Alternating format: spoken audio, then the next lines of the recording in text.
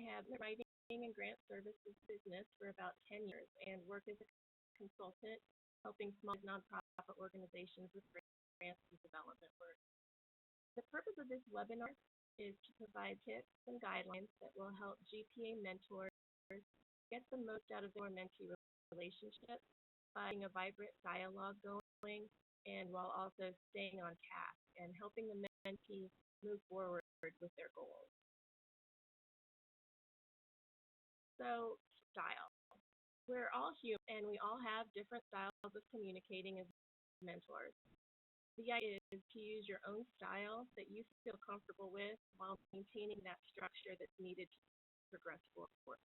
Following a few guidelines will make this process flow more smoothly and hopefully be a more enriching experience for both the mentor and the mentee. By sending an agenda to the mentee before each meeting, and the GPA mentoring log will be helpful, which you'll be able to access on Grant Zone, and that will guide your discussion.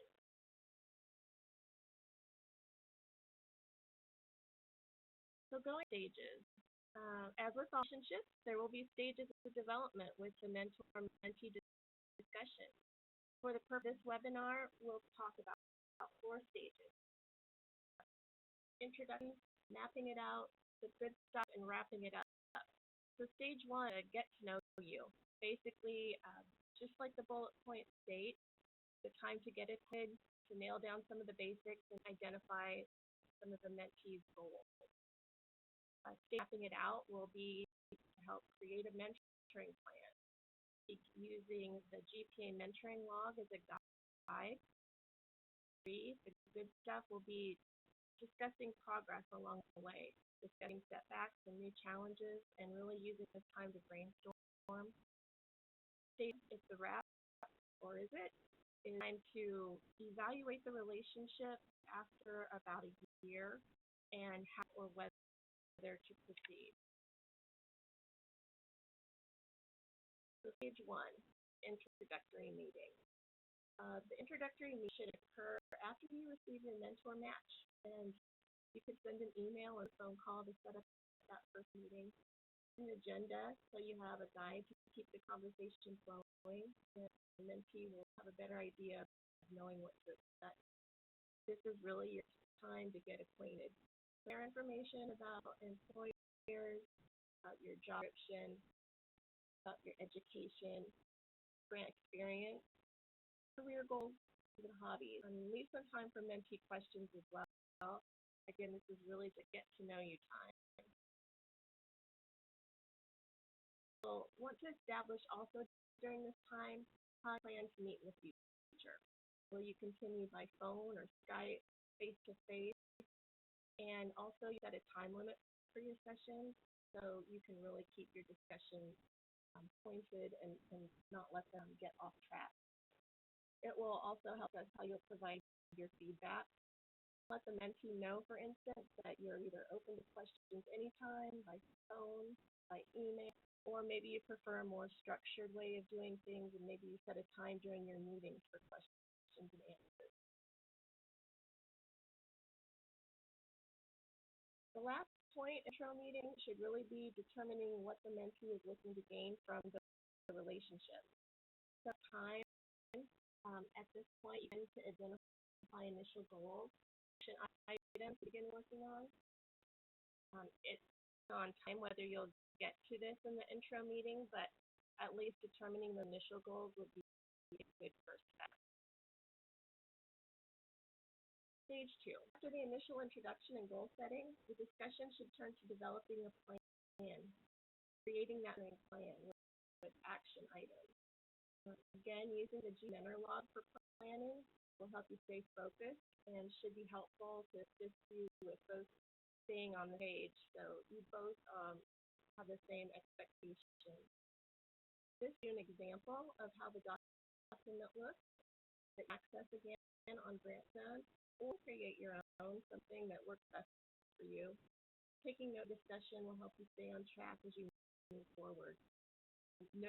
Noting specific kinds of challenges then will also help you uncover new topics for discussion that may be beneficial in helping the mentee achieve their goals. So creating the mentoring plan, it's important to be clear on the mentee's expectations and really clarify your role as mentor. As a mentor for facilitation and to support for professional learning. So provide feedback for ideas that they might have about growing as a grant professional and to help the mentee achieve goals that you both agree on initial meeting. Saying that, also remain flexible because, as we all know, goals can change, new directions occur, to change your method of meeting, etc., as the process develops. Moving on to stage 3, course, and achieve your goals.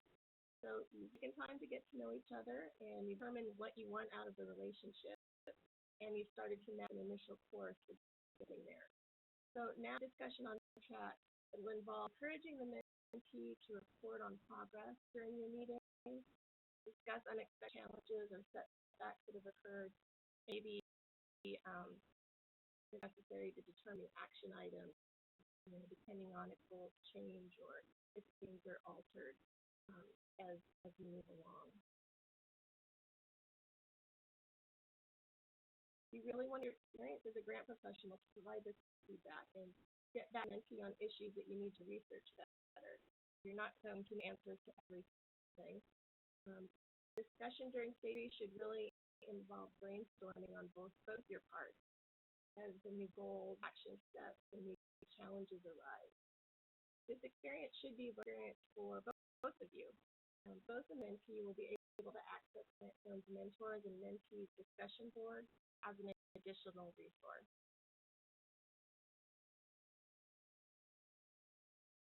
And now stage 4. It's a wrap. Or is it? As it goes along, the mentee will achieve or make progress toward their goals or based on your facilitation and support. So the overarching goal of the relationship is that professional learning occurs on the topic of interest to the mentee. At around the 1-year mark, it will be time to plan a review and for the both of you to decide if it's time to bring the discussion to a close, or maybe you want to set a new timeline based on a mutual agreement, depending on where you're both at.